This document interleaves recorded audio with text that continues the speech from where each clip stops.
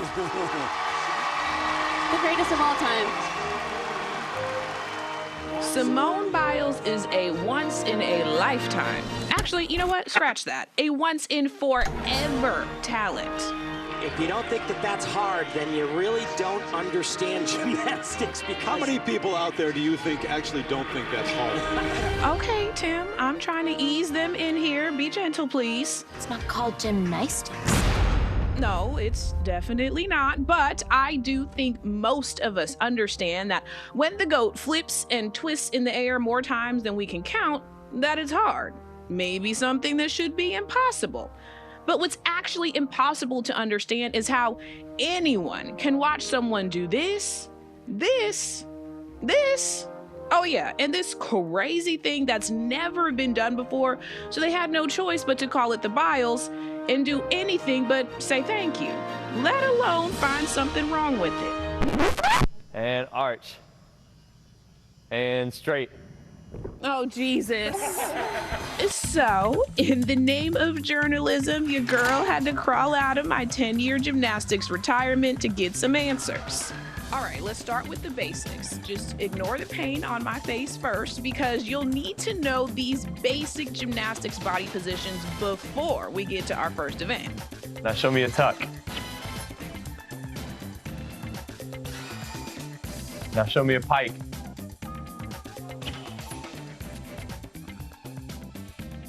Hollow. Show me a straight.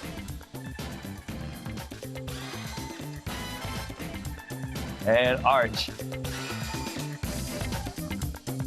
You got all that? Okay, good. Just remember, all of the tricks we'll learn today will include at least one of these positions. And they're the positions judges are making sure gymnasts hit in all their tricks to get that perfect 10 for their execution score. That said, now that we've all survived the warm-up and made the team, I don't know who can hear me. Is it David? Help me, David.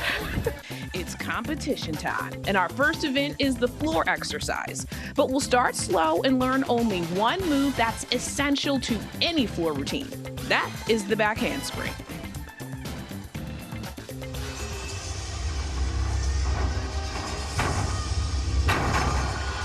You didn't catch that? Okay, let's run that back slower this time.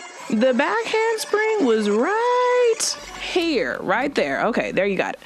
A back handspring is a backwards moving skill, and we're looking for a straight jump off of the floor, arms extending up over the head, and it makes a rainbow shape going around.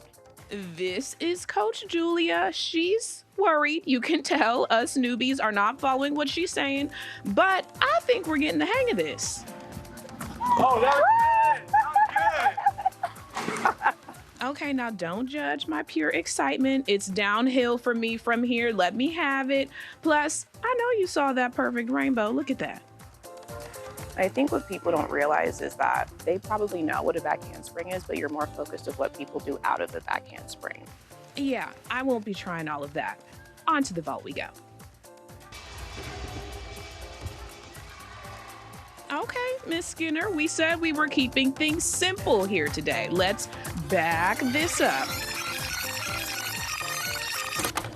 Just taking it from here to here. The move Michaela uses to shoot herself up into the air and do all those twists off of the vault, it's called a Yurchenko. Now, quick history lesson off to the side. As gymnastics evolves and tricks get more and more complicated, they're named after the person who can pull them off and stick the landing first, aka the Biles.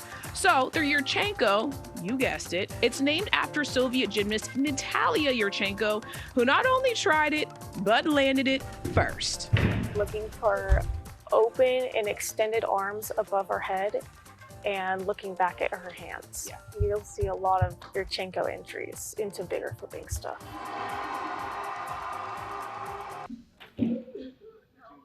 Now, for the record, I wasn't trying that either, but my poses here get a perfect 10 for execution, okay? On to the uneven bars.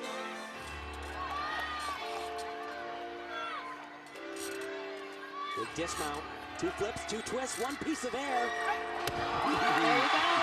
7-time national champion. Sheesh. Okay, We definitely have to back this up to learn a skill that you're probably so used to seeing at the Olympics, you didn't even realize you knew what it was. They're called giants. Simone used them to gain momentum before doing that outrageous dismount. So it's really important to stay super tight and straight and then get a good tap at the bottom of your swing so you generate lots of momentum, and then you can release and get super high on your dismounts. Okay, team, we have made it. Our final rotation, the one we love to hate to watch.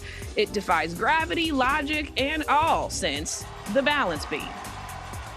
Well, nothing simple about that, but we're still backing this up. Let's talk getting the heck off the beam, also known as the dismount. This can go a number of ways depending on the level of difficulty the gymnast is going for.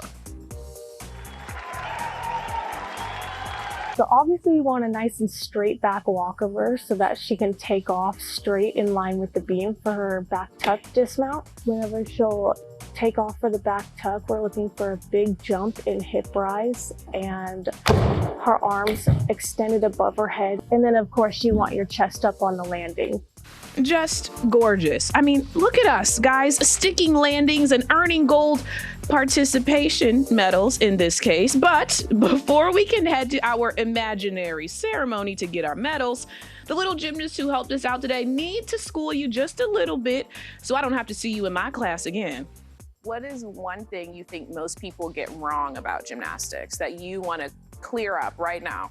That gymnastics is like, some people say gymnastics is not a sport. I hear this a lot, but I feel like every 4 years, everybody tunes in to watch gymnastics, so it's gotta be a sport at least. It is a sport, it's just really hard to do. It's harder than sports. Yeah. That's what I'm talking about.